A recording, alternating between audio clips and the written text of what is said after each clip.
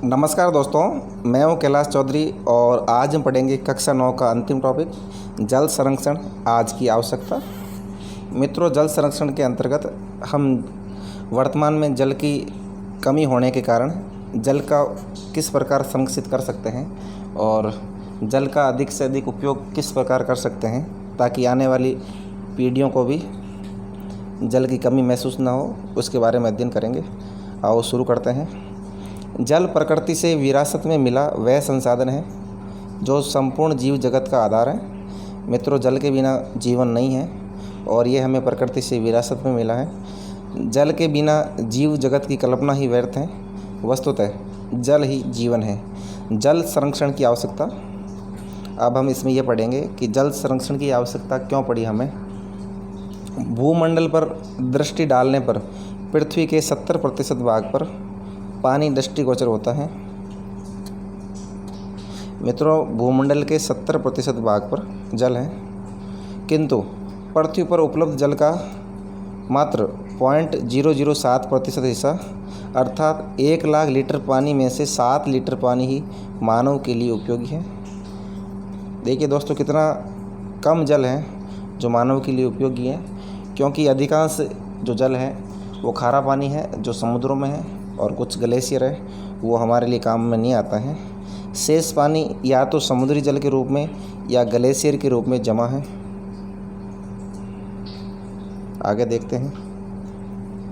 सारे विश्व में जल का संकट है, किंतु भारत की स्थिति अधिक गंभीर है क्योंकि यहाँ दुनिया की 16% आबादी निवास करती है, जबकि पानी केवल 4% ही उपलब्ध है।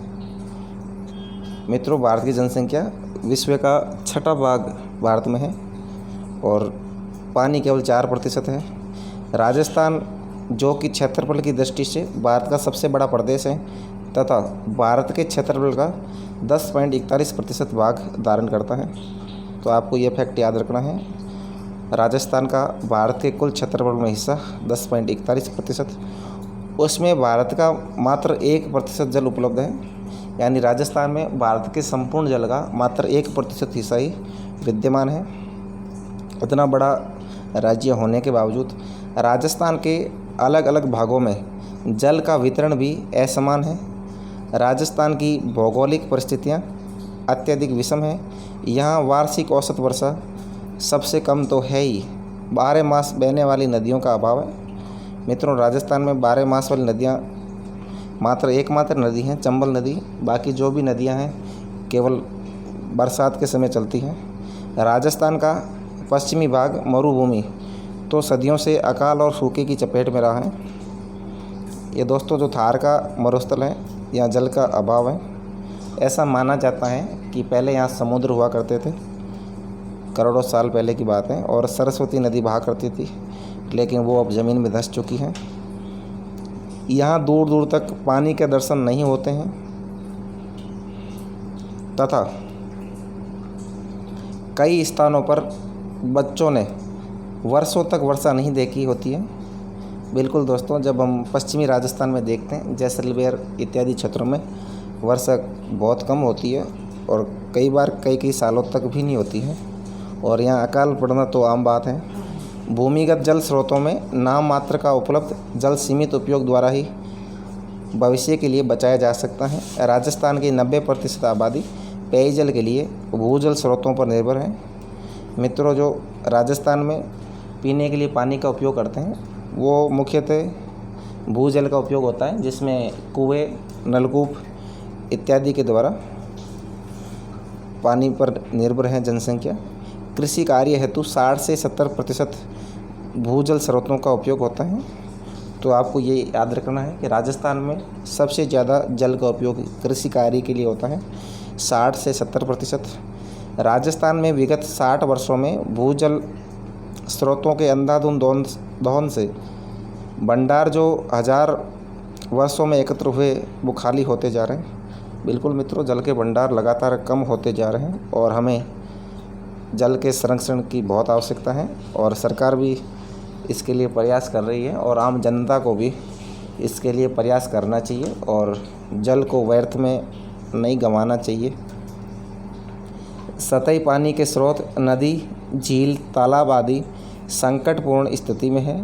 पर्यावरणीय कारण जैसे ग्लोबल वार्मिंग और मनुष्य जनित कारण जैसे बढ़ती जनसंख्या, अधिक खाद्यान्न उत्पादन, औद्योगिकीकरण, शहरीकरण के कारण सतह के जल स्रोत अपना अस्तित्व खोते जा रहे हैं। ये दोस्तों जैसे जैसे औद्योगिकीकरण बढ़ रहा है, शहरीकरण हो रहा है, वैसे वैसे नदी, नाले, तालाब इत्यादि खत्म होते जा रहे हैं। पानी के अंधाधुंध दोहन के कारण ज़मीन के नीचे भंडार तो खाली हो रहे हैं, नदियाँ भी वर्षा के कुछ माह बाद ही सूख जाती हैं। बिल्कुल मित्रों, नदियाँ राजस्थान में बहुत कम हैं और जो भी है केवल वर्षा के समय ही चलती है। केवल नाम मात्र की नदियाँ हैं, बाकी ऐसे धरातल पर देखें तो नदियाँ कुछ है ही नहीं। केवल एक नदी है चंबल नदी, और एक दो और गिन लो, बनास, लूणी। नदियों के जल प्रवाह में लगातार कमी आ रही है।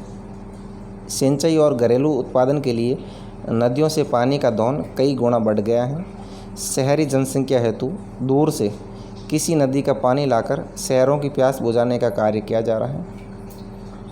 जैसे मित्रों, इंदिरा गांधी नहर का पानी भी कई शहरों में लाया गया है। और जो बिसलपुर बांध परियोजना है, ये टोंक के आसपास वाला क्षेत्र है। बिसलपुर, टोंक, जयपुर, लालसोट इत्यादि क्षेत्रों में पानी का उपयोग किया जा रहा है, किंतु इस हेतु बड़े बांध और बड़ी नहरें बनाना भावी जल संकट की स्थायी समाधान नहीं है, क्योंकि जब तक जल की बर्बादी पर प्रभावी रोक नहीं होगी, आसानी से नाम मात्र के मूल्य पर सरकार द्वारा उपलब्ध करवाए जा रहे जल का आम जनता मूल्य नहीं समझ सकेगी। जल की बर्बादी रोकने से अभिप्राय ये नहीं है कि हम लोगों को जल न पीने दें। बिल्कुल मित्रों, जो जल संरक्षण की बात कर रहे हैं उसमें यह होता है कि जल का उपयोग करें, लेकिन जितनी ज़रूरत हो उतना ही जल का उपयोग करें और पानी को फालतू न बहाएं, वेस्टेज ना करें, अर्थात जल की अच्छी प्रकार से रक्षा करें। अतः जल का विवेकपूर्ण व समुचित उपयोग ही संरक्षण है। मानव द्वारा जल संसाधनों के अत्यधिक और अविवेकपूर्ण दोहन और जल स्रोतों की दुर्दशा का सर्वाधिक नुकसानदायी दुष्प्रभाव जल प्रदूषण के कारण जीव जंतुओं और वनस्पति पर पड़ा है, किंतु इसके दुष्प्रभाव से स्वयं मानव भी नहीं बच सका है। बिल्कुल दोस्तों, जब प्रदूषित पानी होता है उससे सबसे ज़्यादा मनुष्य को नुकसान होता है, क्योंकि मनुष्य ही उस पानी को पीता है और गंभीर बीमारियों का सामना करना पड़ता है। प्रदूषित पानी से प्रतिवर्ष भारत में 1 लाख लोगों की मृत्यु हो रही है। देखिए दोस्तों, कितने ज़्यादा लोग प्रदूषित पानी की वजह से मर जाते हैं। इसलिए ज़्यादातर लोग अब आरओ वगैरह लगवा रहे हैं ताकि वो साफ जल पी सकें। लेकिन जो वर्षा का जल होता है मित्रों, उसके बराबर शुद्ध जल कोई सा नहीं होता है। मानव जिस जल को प्राचीन काल से देवता और जल स्रोतों को पवित्र मानता आ रहा है, आधुनिक जीवन शैली, शहरीकरण और औद्योगिकरण द्वारा प्रदूषित कर अपने ही वर्तमान और भविष्य के साथ खिलवाड़ कर रहा है। जल की कमी के दुष्प्रभाव। जल का मानव जीवन के सभी पक्षों यथा सिंचाई, कृषि, खाद्यान्न उत्पादन, उद्योग निर्माण, पर्यटन, सांस्कृतिक जीवन यापन आदि सभी क्षेत्रों से प्रत्यक्ष संबंध है। जल के अभाव में मानव, पशु पक्षी, जीव जंतु, वनस्पति किसी का भी अस्तित्व संभव नहीं है। दोस्तों, जल के बिना जितने भी जीव हैं किसी का भी अस्तित्व संभव नहीं है। जल की कमी मानव और समस्त जैव जगत के अस्तित्व को प्रभावित करती है। जल का सर्वाधिक उपयोग कृषि क्षेत्र में 60 से 70% और उसके पश्चात उद्योगों और कारखानों में 15 से 20% तथा तीसरे स्थान पर घरेलू क्षेत्र में उपयोग होता है। आपको जल का उपयोग किस किस क्षेत्र में कितना होता है, ये पॉइंट आपको नोट आउट कर लेने हैं। ये हमेशा परीक्षाओं में पूछे जाते हैं। जल की कमी के कारण शुद्ध पेयजल की पूरे विश्व में कमी है, जिसके सामान्य कारण निम्न हैं। देखते हैं जल की कमी किस कारण से होती है। पहला है आबादी में वृद्धि। दोस्तों, जैसे जैसे जनसंख्या बढ़ेगी तो जल का उपयोग भी बढ़ेगा, क्योंकि जैसे जनसंख्या बढ़ेगी तो मानव के पीने के लिए, नहाने धोने के लिए और भी बहुत सारे काम होते हैं, उनके लिए जल का उपयोग तो बढ़ेगा ही। बढ़ती आबादी हेतु अधिक पानी, भोजन, कृषि कार्यों और औद्योगिक इकाइयों द्वारा पानी का अधिक उपयोग प्रमुख कारण है। फिर देखते हैं असमान वितरण। भौगोलिक रूप से सभी स्थानों पर वर्षा का वितरण समान नहीं होता है। यानी दोस्तों, जो जल होता है सब जगह एक समान नहीं मिलता है। आप जो रेगिस्तान में देखेंगे तो यहाँ जल का अभाव है, और आप मध्य भारत में चले जाओ, वहाँ बहुत सारी नदियाँ हैं तो वहाँ जल अधिक मिलेगा। भारत में मानसूनी वर्षा का अधिकांश भाग अंततः समुद्र से जा गिरता है तथा कई स्थान उसी समय सूखाग्रस्त होते हैं। देखिए दोस्तों, कितनी विडंबना है। कई जगह तो भारत में बाढ़ आती है जल की, जैसे कोसी हो गई इत्यादि क्षेत्रों में। बंगाल के कुछ क्षेत्रों में हमेशा बाढ़ग्रस्त रहते हैं और भारत के कुछ क्षेत्र हमेशा सूखाग्रस्त रहते हैं। जैसे राजस्थान का पश्चिमी क्षेत्र हो गया, विदर्भ हो गया, महाराष्ट्र में सौराष्ट्र हो गया। यहाँ जल की बहुत ज़्यादा कमी है और किसान लगातार आत्महत्या करते जा रहे हैं। इसलिए सरकार को नदियों को आपस में जोड़ने का प्रयत्न करना चाहिए ताकि संपूर्ण भारत में जल का अधिकाधिक उपयोग किया जा सके। फिर ये बांध और एनीकट कृषि कार्य और औद्योगिक उपयोग हेतु जल भंडारण के उद्देश्य से बांध बनाए गए, किंतु बांधों में मिट्टी के बहाव से उनकी क्षमता धीरे धीरे कम हो जाती है तथा कई स्थानों पर बांधों के टूटने से विनाश लीला भी होती है। फिर आगे देखते हैं पानी का अधिक उपयोग। पानी के अधिक उपयोग ने पानी का अभाव उत्पन्न किया। आधुनिक जीवन शैली टब बाथ व्यवस्था, ये मित्रों जो टब बाथ व्यवस्था है ये एक तरह से बहुत ख़राब है, क्योंकि इसमें अधिक पानी खर्च होता है।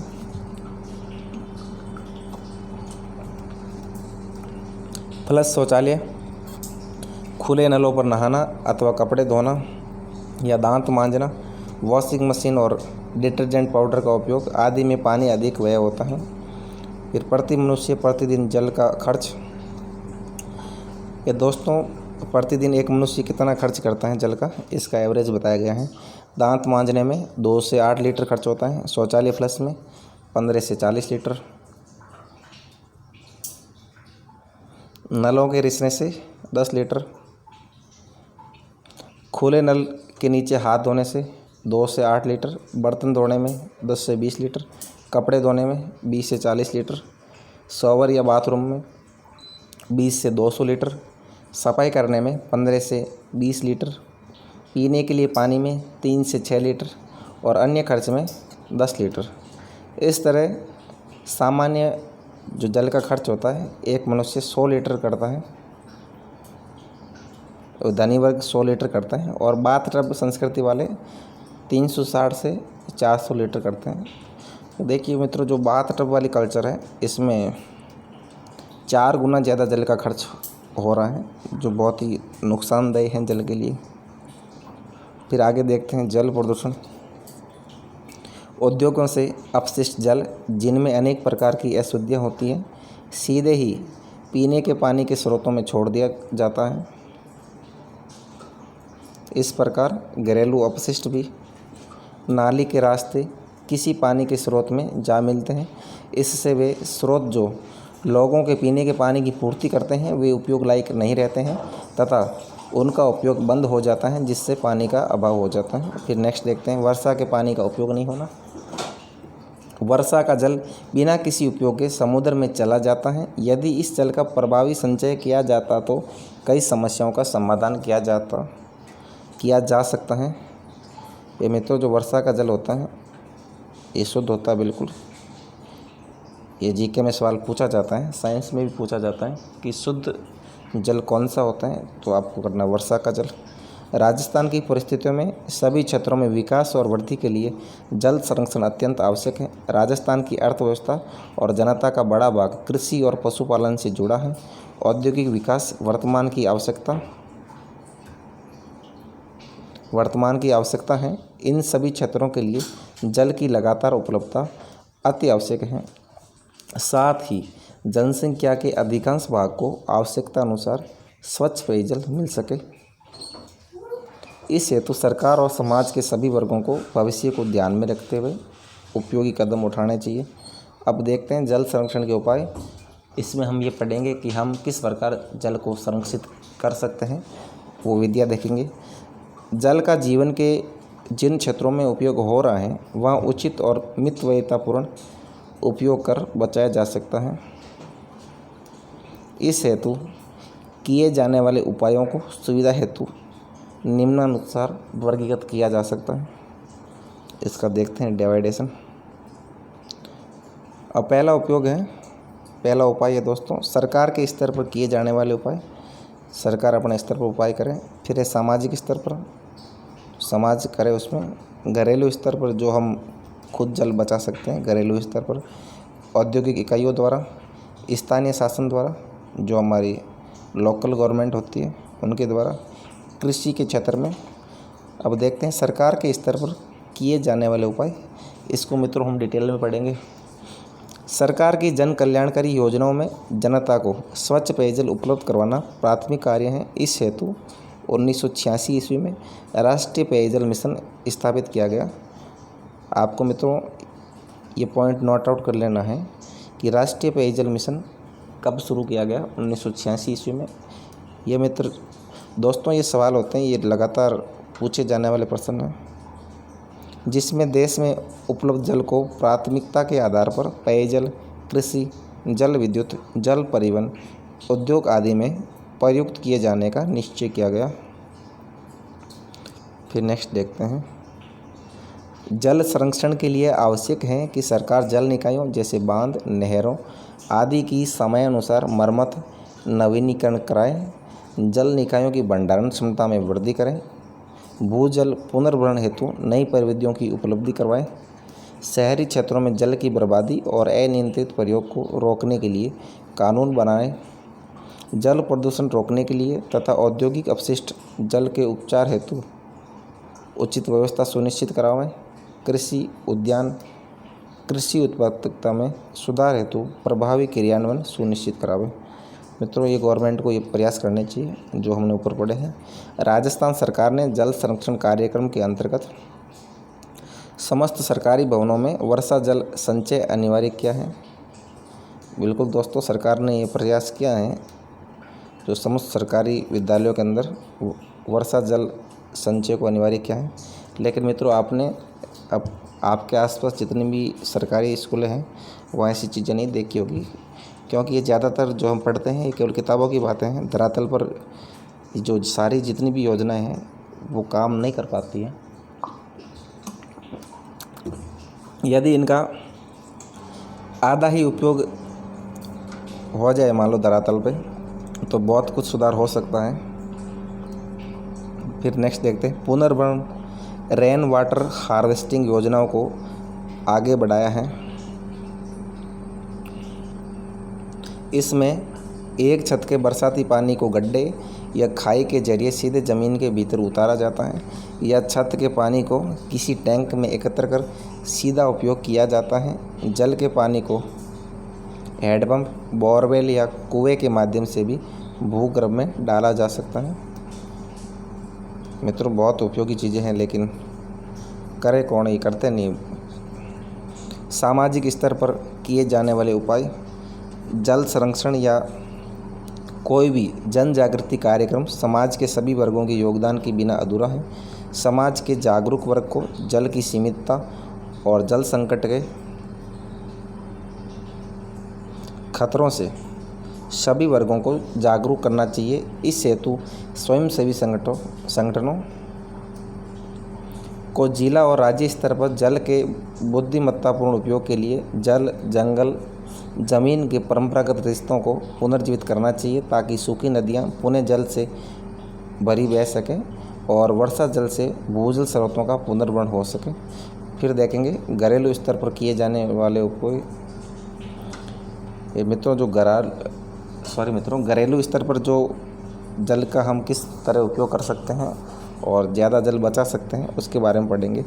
आधुनिक जीवन शैली के कारण जल का पानी भारी मात्रा में अपव्यय हो रहा है। मितव्ययितापूर्ण और विवेकपूर्ण उपयोग द्वारा व्यक्ति आसानी से प्रतिदिन 200 लीटर तक जल बचा सकता है।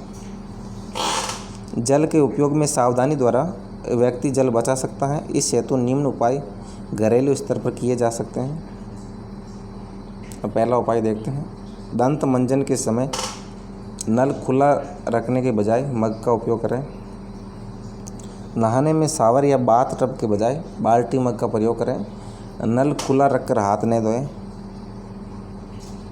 फर्श को धोने की बजाय बाल्टी में पानी भरकर पोंछा लगाना। शौचालय में फ्लश चलाने की बजाय छोटी बाल्टी काम में लें।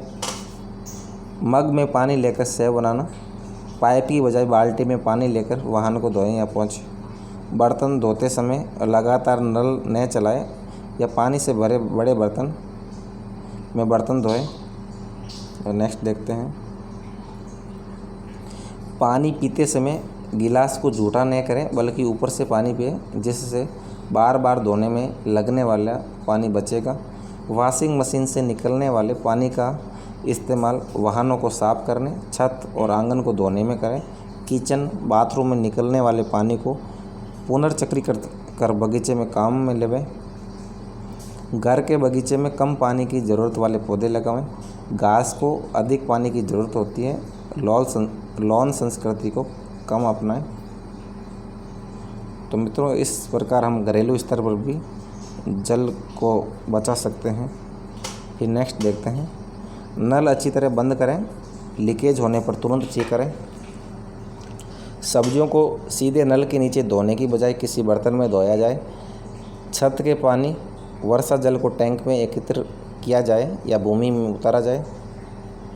ये मित्रों घरेलू स्तर पर हम जल का उपयोग कर सकते हैं और जल को किस प्रकार बचा सकते हैं।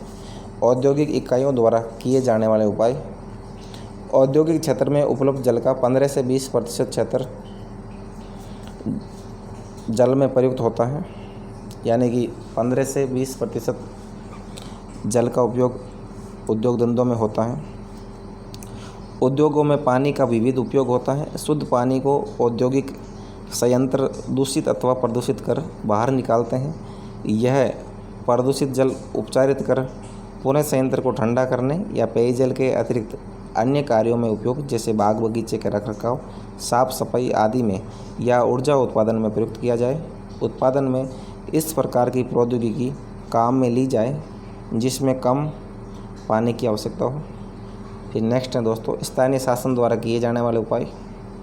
शहरी इलाकों में रोज़ाना सप्लाई किए जाने वाले करोड़ों लीटर पानी का हिस्सा इस्तेमाल के बाद नालियों, सीवरेज में बहा दिया जाता है। ये मित्रों बहुत गलत बात होती है। तो पानी का उपयोग करना चाहिए और नालियों, सीवरेज में जल को नहीं बहाना चाहिए और स्थानीय प्रशासन को अपने स्तर पर प्रयास करना चाहिए। अगर स्थानीय शासन इस हिस्से को पुनर्चक्रीकृत उपचारित कर उपयोग में ले तो पानी की बड़ी बचत हो सकती है। यह पानी नहाने, हाथ मुँह, कपड़े धोने, साफ सफाई और बर्तन आदि को धोने में और बाग बगीचों में प्रयुक्त किया जा सकता है। स्थानीय स्वायत्त शासी निकाय बहुमंजिली इमारतों और घरों के निर्माण की स्वीकृति से पूर्व इमारत में टांका निर्माण व वर्षा जल द्वारा भूजल पुनर्भरण के लिए अनिवार्यता लागू कर सकता है। शहरों और गाँवों में गैर जिम्मेदार व्यक्तियों द्वारा अवैध जल कनेक्शन लेने, जलापूर्ति के समय घरों में अवैध बूस्टर लगाकर अधिक पानी खींचने, मापदंडों से बड़ी लाइन के जरिए अधिक जल भंडारण और दुरुपयोग करने वालों के खिलाफ दंडात्मक कार्रवाई की जाए। पानी की पाइपलाइन से होने वाले रिसाव को रोकें। स्थानीय स्तर पर पुराने जल स्रोतों को पुनर्जीवित करने के प्रयास किए जाएं। कुएं और तालाबों की नियमित सफाई हो तथा तालाबों की मिट्टी को नियमित रूप से निकाला जाए। बिल्कुल दोस्तों, अब आगे देखते हैं कृषि के क्षेत्र में किए जाने वाले उपाय। दोस्तों, कृषि के क्षेत्र में जल का सबसे अधिक उपयोग होता है 60 से 70%। और कृषि के क्षेत्र में हम जल को किस प्रकार बचा सकते हैं, कम उपयोग ले सकते हैं और अधिक फसल का उत्पादन कर सकते हैं। राजस्थान कृषि प्रधान राज्य है। यहाँ पर उपलब्ध जल का 60 से 70% हिस्सा कृषि के क्षेत्र में प्रयुक्त किया जाता है। कृषक अपने खेत में आए वर्षा जल को मेड़ बनाकर रोके अथवा किसी उचित स्थान पर पक्का या कच्चा टांका निर्माण कर वर्षा के जल को भूजल स्रोत के पुनर्भरण हेतु प्रयुक्त करें।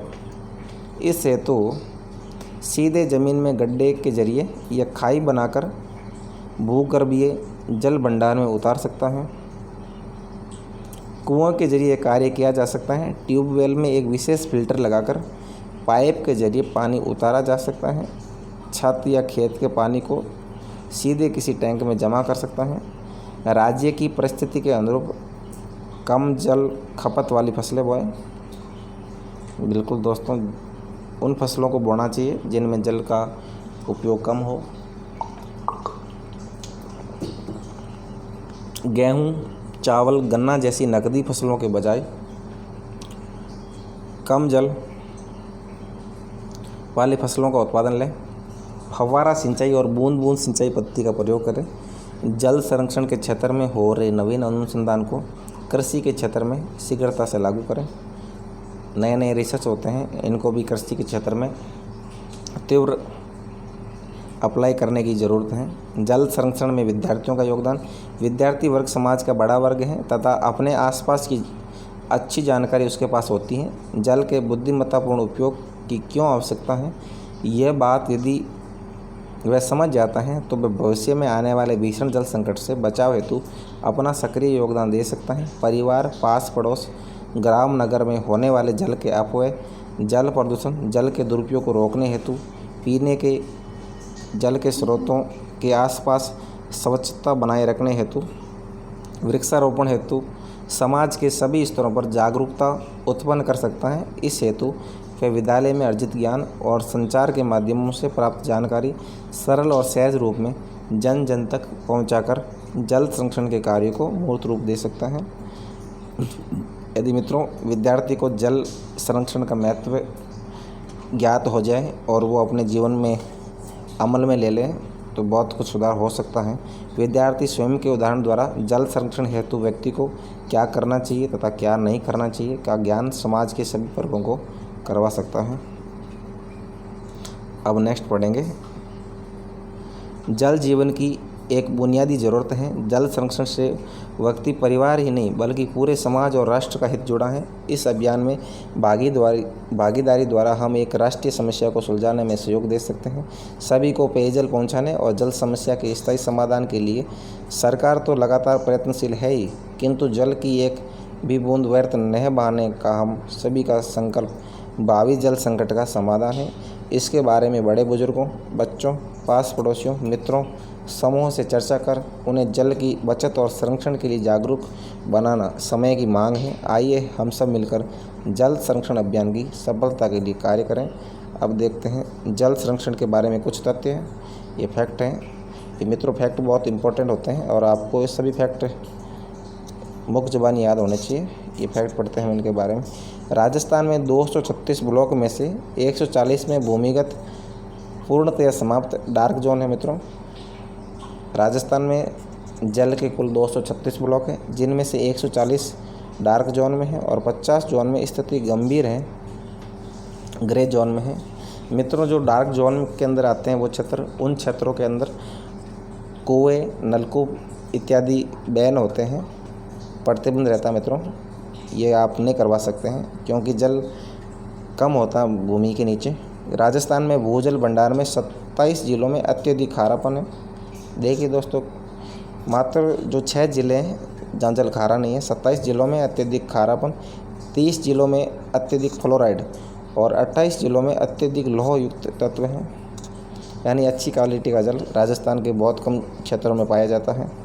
230 तक कृषि के लिए आज की तुलना में और 13% पानी की ज़रूरत होगी।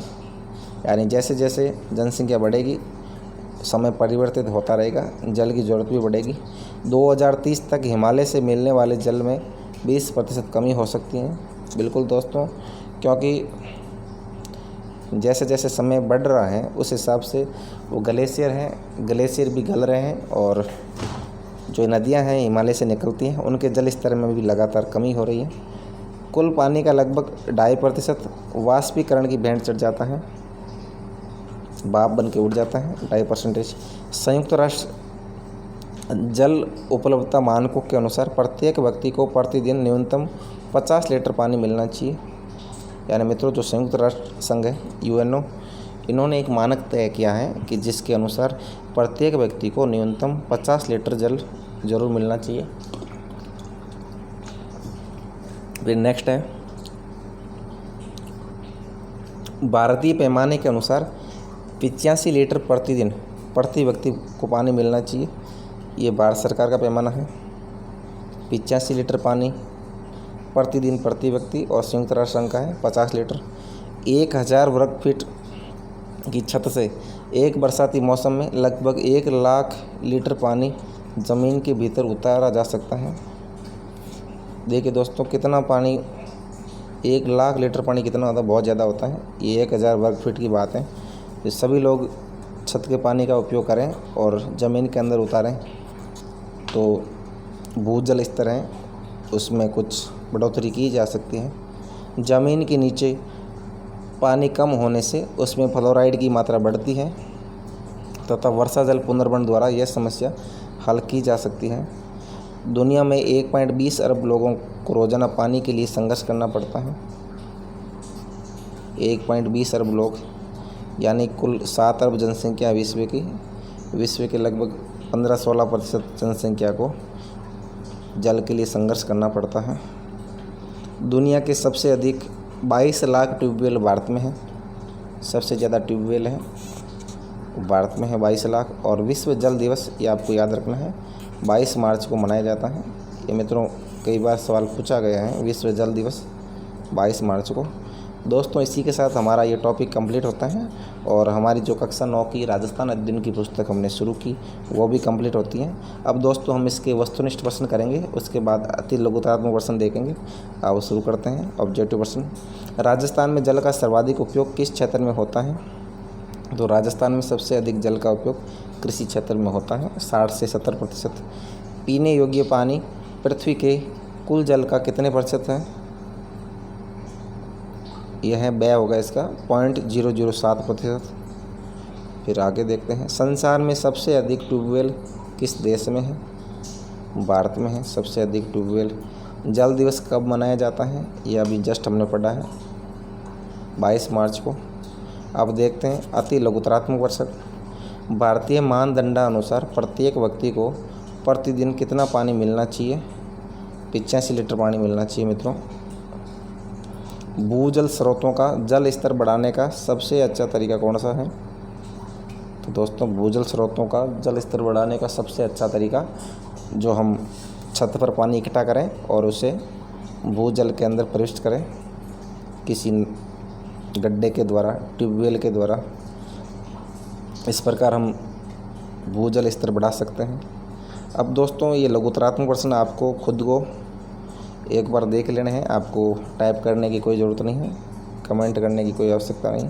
वर्षा जल एकत्र करने की विधि बताइए, ये आपको खुद को करना है। औद्योगिक इकाइयों द्वारा जल संरक्षण किस प्रकार किया जा सकता है? फिर ये निबंधात्मक प्रश्न आप खुद देख लेना। पानी का घरेलू दुरुपयोग किस प्रकार से होता है, इसे रोकने के उपाय बताइए। जल संरक्षण में विद्यार्थी किस प्रकार अपना योगदान दे सकते हैं, और जल की कमी के कारणों का वर्णन करें। दोस्तों इसी के साथ हमारा ये टॉपिक कंप्लीट होता है और इसी के साथ हमारी ये पाठ्य पुस्तक कक्षा 9 राजस्थान अध्ययन भी पूरी होती है। दोस्तों यदि आप हमारे चैनल पर नए आए हैं तो वीडियो को लाइक व शेयर करें तथा चैनल को सब्सक्राइब करें। वे बेल आइकन को प्रेस करना बिल्कुल ना भूलें ताकि आपको आने वाले हर नई वीडियो की नोटिफिकेशन सबसे पहले मिले। दोस्तों इसके अलावा सोशल मीडिया के प्लेटफॉर्म जैसे व्हाट्सएप इत्यादि के स्टेटस पर इस वीडियो के लिंक को ज़रूर शेयर करें ताकि अधिक से अधिक विद्यार्थियों को इसका लाभ मिल सके। दोस्तों आप वीडियो को ज़रूर शेयर किया करें क्योंकि बहुत ज़्यादा मेहनत करके वीडियो बनाया जाता है, तो आपका भी ये कर्तव्य बनता है कि आप वीडियो को शेयर करें और इस वीडियो को ज़्यादातर लोग देखें। इसी के साथ ये टॉपिक कंप्लीट करते हैं। जय हिंद, जय भारत।